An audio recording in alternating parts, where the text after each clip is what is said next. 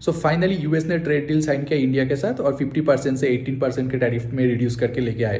तो इसके रीजन जो डोनाल्ड ट्रंप ने ट्वीट पे डाला है कि इंडिया ने एग्री किया है रशियन ऑयल इंपोर्ट करना बंद कर देगा।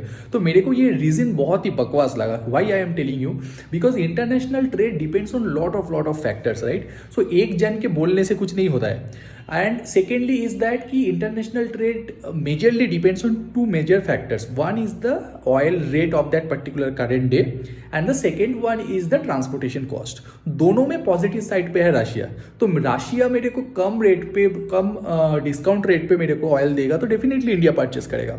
हाँ, अभी परसेंटेज थोड़ा सा कम हो सकता है बिकॉज इधर यूएस के साथ ट्रेड डील साइन हो रहा है एंड उधर कुछ क्लॉजेस रहेगा कि यूक्रेन के साथ रशिया ने अभी जो वार चल रहा था वो पूरा बंद कर दे तो देन कुछ परसेंटेज बढ़ सकते हैं या कम हो सकता है, उसके ऊपर डिपेंड कर सकते हैं। तो उस हिसाब से इंडिया थोड़ा सा रेट थोड़ा सा कम करेगा बट जीरो नहीं करेगा डेफिनेटली। सो मुझे क्या लग रहा है, डोनाल्ड ट्रंप को खुद को ही पता चल गया कि मेरे खुद के कारनामों के फल मिलना चालू हो गया मेरे को, तो खुद के जाल पे खुद ही फंस रहे हो, ठीक है।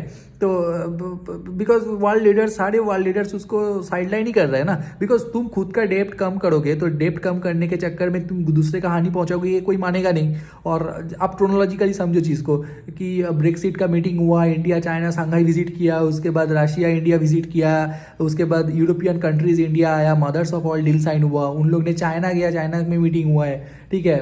उसके बाद इंडिया चाइना का रिलेशनशिप इतना अच्छा हो गया, रशिया के साथ तो है ही रिलेशनशिप अच्छा।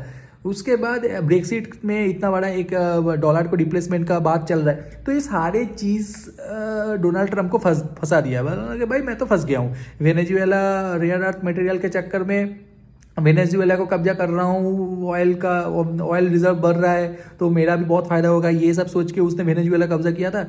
बट उसमें ज़्यादा कुछ फ़ायदा नहीं हुआ बिकॉज इंडिया स्ट्रैटेजिक पोजीशंस ले ही रहा है उसमें, वो सब चीज़ पे।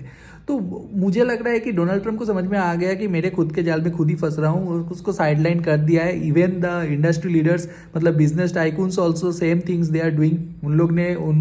डोनाल्ड ट्रंप ने उन लोगों को बताया था कि भाई इंडिया चाइना पे इन्वेस्ट मत करो, बट उन लोग ने आके जीसीसी सेटअप कर दिया इंडिया में। एप्पल, माइक्रोसॉफ्ट, गूगल सारे चाइना पे इन्वेस्ट कर रहा है, टेस्ला इंडिया पे लॉन्च कर दिया। तो ये सारे चीज़ से तो समझ में आ गया कि भाई डोनाल्ड ट्रंप को समझ में आएगा कि मैं जो बोलूँगा वो कोई सुनेगा नहीं, बिकॉज सब अपना अपना दुनिया पे है, बिजी है, काम कर रहे हैं, अच्छे से रहने का कोशिश कर रहे हैं। मैं कुछ बोलूँगा तो वो कोई सुनेगा नहीं। तो ये सब चीज़ के समझ में आ गया डोनाल्ड ट्रंप को, और डोनाल्ड ट्रंप खुद आज ये स्टेप्स लिया है। तो मुझे ये रीज़न लग रहा है। आप लोग ज़रूर कमेंट सेक्शन में बताना आप लोगों को क्या लग रहा है।